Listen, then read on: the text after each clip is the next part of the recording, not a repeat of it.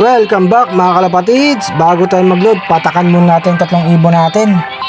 Ang inuna si RC Stichelbout, ang lalaking ibon mga kalapatids. Ayan, papatakan na. Good luck sa mga ibon natin ha.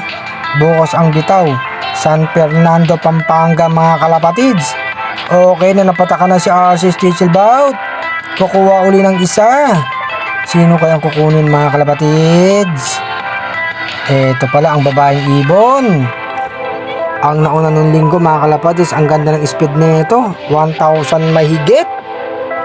Bukas kaya makaulit kaya ito ng speed mga kalapatids. Ayan, pinapatakan na mga kalapatids.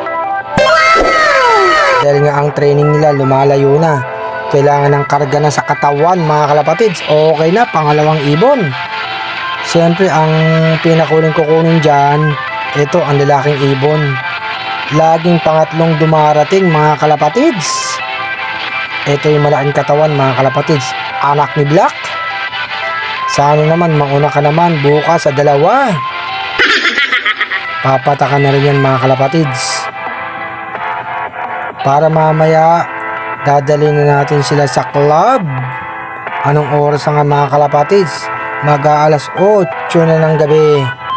Ayan, pinapatakan ng mga kalapatids. Ayos na. Kompleto na silang napatakan mga kalapatids. Mamaya aalis na tayo. Good luck sa mga nag-load ng mga ibon. Sana makauwi ang ibon nyo mga kalapatids. Makauwi ang mga ibon natin. Magandang gabi sa inyong lahat mga kalapatids. Enjoy lang sa pag-iibon.